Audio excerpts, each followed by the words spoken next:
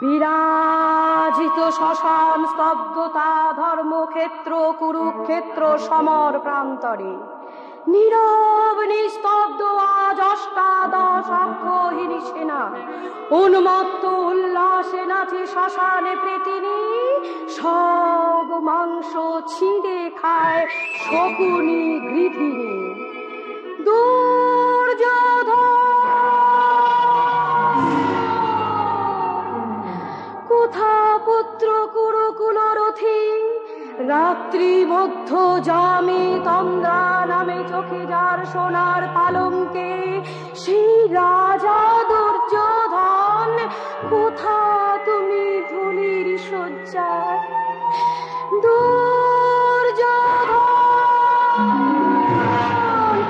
একি কৌরবের অস্ত্র গুরু দ্রোণাচার্য পরম ধার্মিক, শৌর্যে বীর্যে পরাক্রান্ত ভারতের প্রবাদ পুরুষ, দুর্যোধনে শেখাবে না যুদ্ধের কৌশল।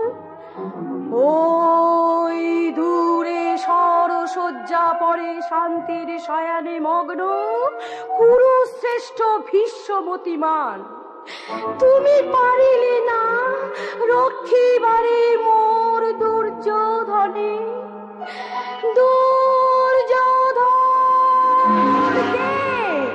কে তুমি গৌরাঙ্গ কান্তি, কনক কিরীটি শিরে কর্ণে দোলে সুবর্ণ কুণ্ডল।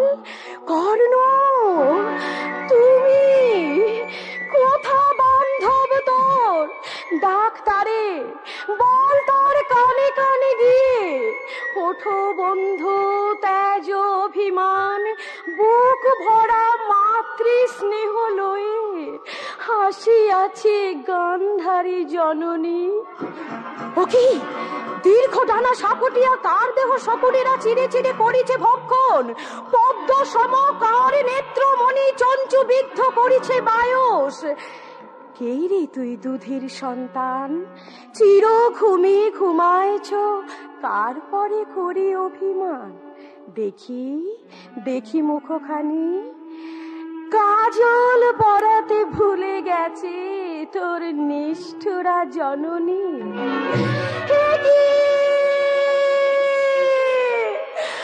অভিমন্যু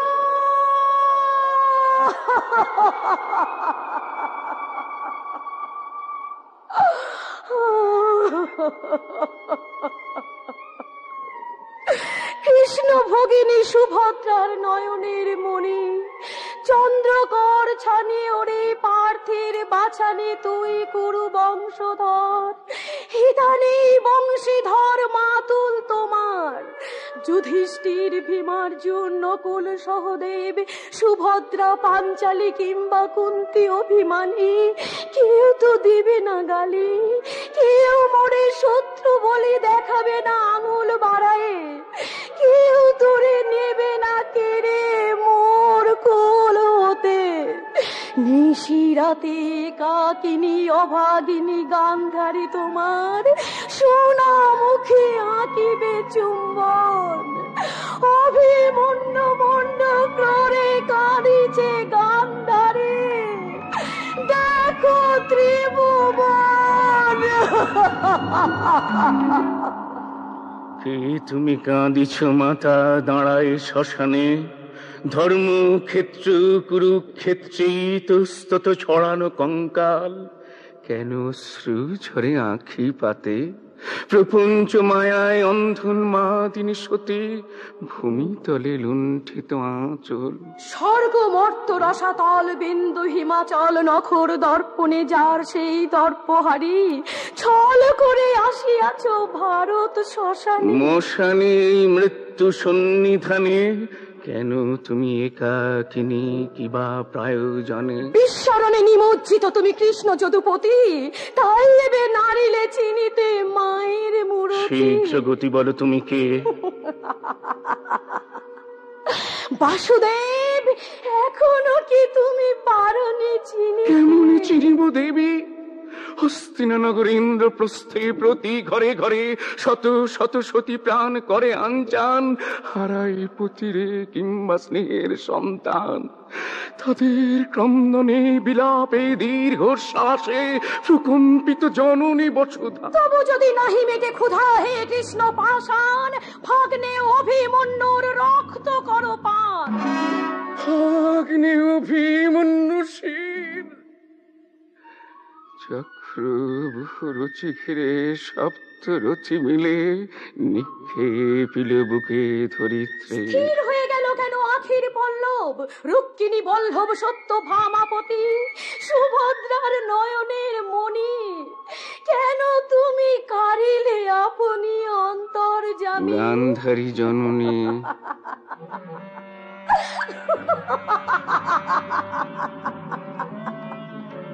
চিন্তামণি এতক্ষণে চিনি আছে মোরে। অভিমন্যু মণ্ডপ ফ্লোরে জিজ্ঞাসি তোমারে, বলো কি কারণ ঘটাইলে কুরুক্ষেত্রের রণ? বীর শূন্য বসুন্ধরা কোন প্রয়োজনে, কোন ধর্ম প্রতিষ্ঠা তরে শতকোটি রমণীর মুছে দিলে শীতের সিঁদুর, ভেঙে দিলে শঙ্খের বলয়?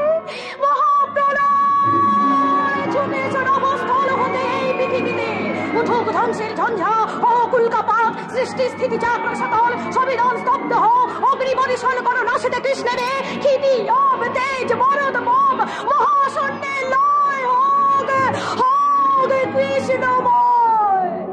সুভদ্রা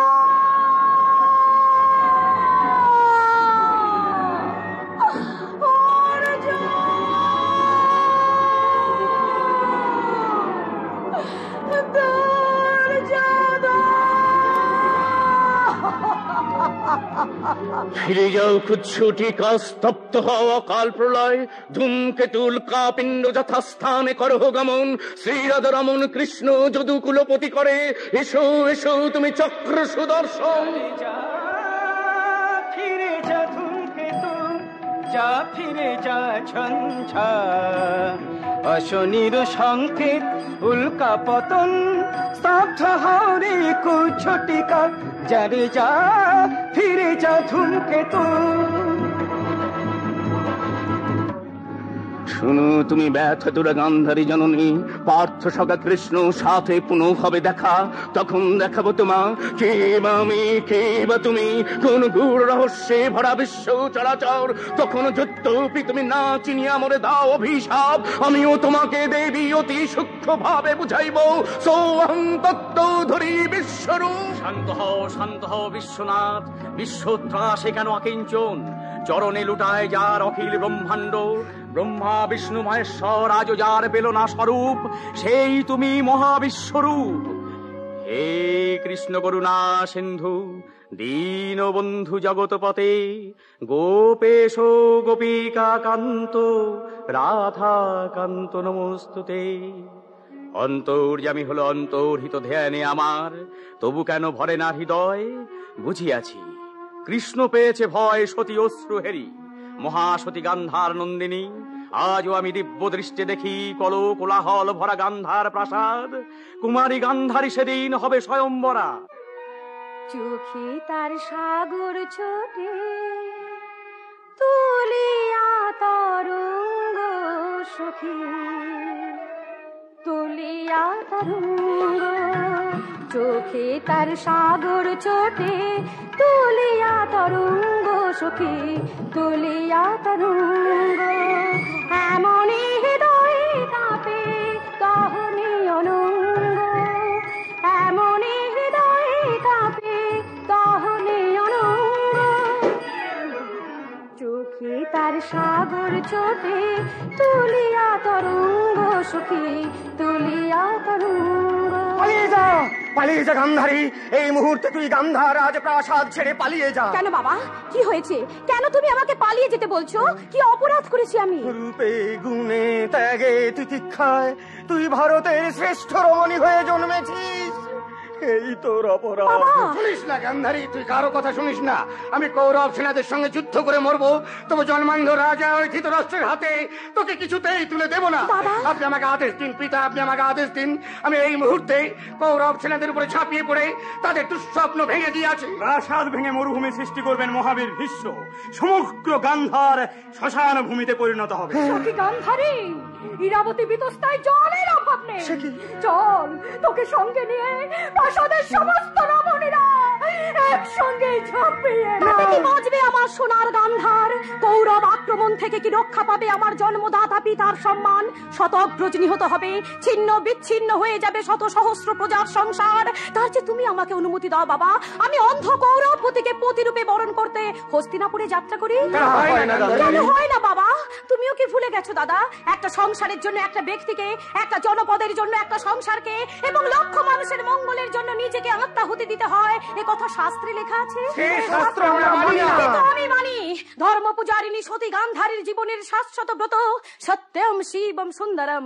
তাই সে সত্যের মুখ চেয়ে শিব সুন্দরের প্রতিষ্ঠায় ব্রতচারিণী হয়ে জন্মান্ধ স্বামীর ঘরে যাচ্ছে, দু চোখে চিলাঞ্চল বেঁধে। গান্ধারী তার অন্ধ স্বামীর সামনে কখনো চোখ খুলবে না, কখনো দেখবে না এই পৃথিবীর আলো।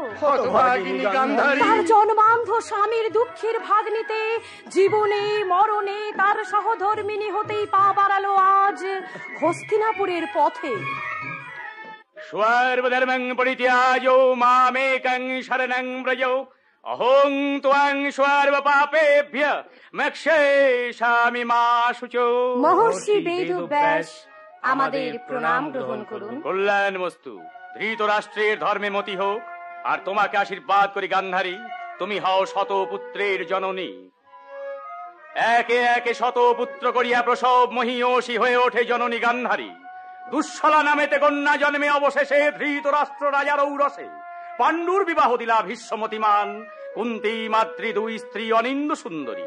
কিন্তু হায়, অভিশাপে অকর্মণ্য বীর কহিলা রমণীর দয়ে দিলাম আদেশ, ক্ষেত্র সন্তান তোমরা করো উৎপাদন। ধর্মংশে কুন্তীর গর্ভেতে জন্মে যুধিষ্ঠির, মহাভীম ভীমসেন বায়ু সহবাসে ইন্দ্রের মিলনে জন্মে বীর ধনঞ্জয়। মাতৃ মাঙ্গিল প্রেম অশ্বিনী কুমার দয়ে, গর্ভে তার জন্মলয় নকুল সহদেব। শ্রীকৃষ্ণ সহায় করি পাণ্ডুপুত্রগণ, রাজসু মা যজ্ঞের করে আয়োজন। খান্ডবরণ্যের চিন্দ্রপ্রস্থপুর। ভারতের সকল রাজাকে নিমন্ত্রণ করার দায়িত্ব বৃকদরে। মনে থাকে যেন আমাদের রাজসু যজ্ঞের যেন কোনো ত্রুটি না হয়। তোমার উপরে থাকলো রাজন্যবর্গদের নিমন্ত্রণ করার দায়িত্ব। ধর্মরাজের আদেশ আমি সানন্দে গ্রহণ করলাম। আর আমি নিজে নিলাম দুর্যোধনকে নিমন্ত্রণ করার ভার। আমার বিশ্বাস, আমি বললে দুর্যোধন হাসি মুখে আমাদের রাষ্ট্র যজ্ঞের ভান্ডারীর দায়িত্ব গ্রহণ করবে। আমার উপর কিসের দায়িত্ব ধর্মরাজ? তুমি অবিলম্বে দ্বারকায় গিয়ে কৃষ্ণকে নিমন্ত্রণ করে এসো অর্জুন। আমার নাম করে বলবে তাকে নিতে হবে রাষ্ট্র যজ্ঞের যজ্ঞেশ্বরের দায়িত্ব। আর নকুল সহদেব, তোমরা অবিলম্বে নিমন্ত্রণ করে এসো মাতুল শকুনি আর গান্ধার রাজ মহামতি সুবলকে। এদিকে গান্ধারী পুত্র দুষ্ট দুর্যোধন পাণ্ডবদের হিংসা করি কহে মাতা মোহে করি কটুভাস। বলো তুমি মুখে আর আনিবে না পাণ্ডবের নাম, আনিলে শত পুত্র সহ রবে এই কারাগারে।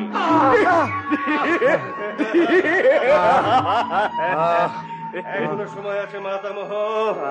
এখনো যদি তুমি পাণ্ডবদের জয়গান না করো, কৃষ্ণ পূজা না করে অন্য দেবতাকে ডাকো, আমি কথা দিচ্ছি তোমাকে তোমার শতপুত্রকে মুক্তি দেবে। শতপুত্র তুমি কি করে বলছো মহারাজ দুর্যোধন? আমাদের 99 জন মাতুল এই কারাগারে অনাহারে মারা গেছে। সব শেষ হয়ে যাক, তবু আমি বলবো যথা ধর্ম তথা জয়। বেত্রাঘাত করো দুঃশাসন। মাতামহ আর কনিষ্ঠ মাতুলকে বেত্রাঘাতে জর্জরিত।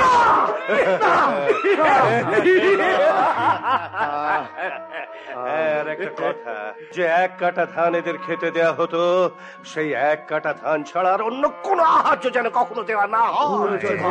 কোনো উপায় নেই মাতামহ, মৃত্যু ছাড়া কোনো পথ নেই কনিষ্ঠ মাতুল।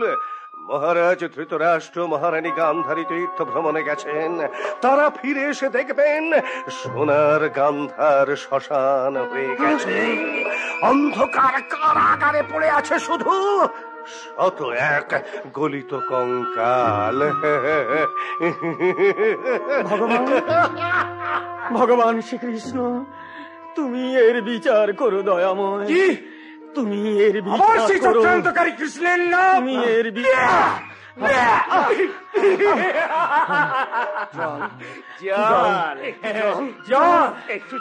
পাণ্ডবকে ডাক, আর এসে জল দিয়ে যা। পুনরায় জল জল করে চিৎকার করলে এই দুষ্ট সন্তদের মুখে ঢেলে দেবে তোদের এই বুকের তাজা রক্ত। শকুনি, আদেশ করুন পিতা। আমার 99 জন পুত্রকে না খেতে দিয়ে দুর্যোধনের দেওয়া 1 কাঠা ধান থেকে খুঁটে খুঁটে চাল বার করে তোমাকে খাইয়ে বাঁচিয়ে রেখেছিলাম কেন? প্রতিশোধ নেবার জন্য। তবে তোমার কণ্ঠে প্রতিবাদের ভাষা কই? আমি যে পিতার আদেশ পালন করা ছাড়া অন্য কিছু জানি না। তাহলে শোনো, শোনো তোমার পিতার অন্তিম আদেশ। শকুনির মতো মরক সৃষ্টি করে কৌরবদের মাংস তুমি খুবলে খুবলে খাবে। হিংসার বিষাক্ত নখর আঘাতে ছিন্ন ভিন্ন করে দেবে কৌরবদের বুকের পাঁজর। আমি তোমার জন্য রেখে যাব আমার পঞ্জরাস্থি। তুমি সেই অস্থি দিয়ে নির্মাণ করবে সর্বনাশা অক্ষগুটি, মহাভারতের মহামানব গোষ্ঠী, যার নাম শুনে আতঙ্কে চমকে উঠবে, যার ভীষণ ভয়ঙ্কর অভিশপ্ত নাম হবে সত্য নাম শকুনির পাশা। শকুনির পাশা।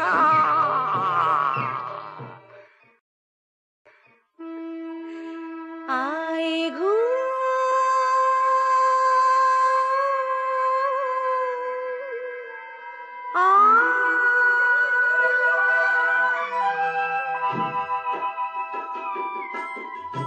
আয় ঘুমাই রে চোখের কোনায় রে, আমার সোনা মনের চোখে ঘুম আয় রে।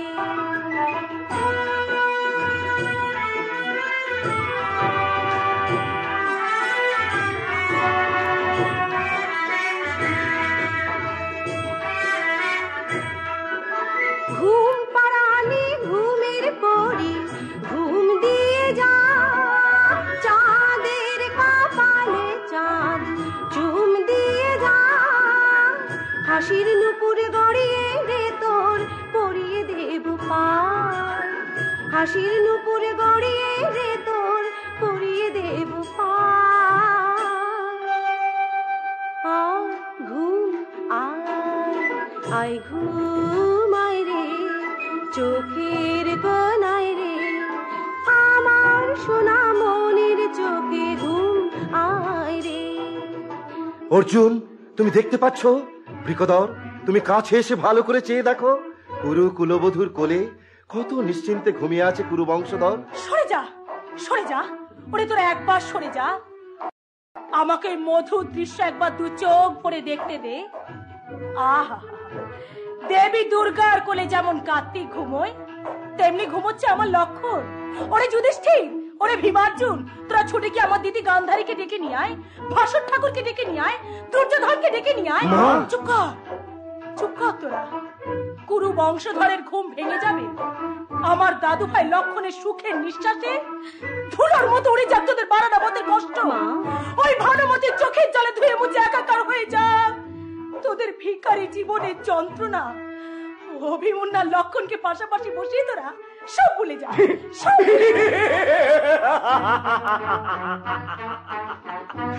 ওরা কি এতই সহজ? পাণ্ডব জননী কোনো কথা বলে নাই মহাবলী রাজা দুর্যোধন। দুঃশাসনে দিয়েছে আদেশ কুরু কুলপতি, পরাগতি নিয়ে সুপুত্র লক্ষণরে পাঞ্চালীর 20 বাক্য হতে। দেখা দেখিলে আর শুভ শুভ কিছু মানামানি করিব না, ধর্ম জ্ঞান নিষ্ঠুর পাষাণে দুঃশাসনে শির গদাঘাতায় করিবা বিচূর্ণ। ক্ষান্ত হও মধ্যম পাণ্ডব, প্রমোদের সম্মরণ করো বীর ধনঞ্জয়। ধর্মরাজ, মাতা কুন্তী, দুঃশাসনে দানবর ভয়। অভয় দিলাম মাতা, নিরাপদে পুত্র কোলে নিয়ে ফিরে যাও স্বামীর সংসারে। অর্জুনের করে আজ গান্ডীব নিথর, দুঃশাসনের মৃত্যু ফিরে গেল, শিওরে ও শিয়া। গান্ডীব ঘুমায় গেছে গান্ডীবীর করে, বৃকোদর করে স্থির হয়ে গেছে লোহার মুদগর। ধর্মরাজ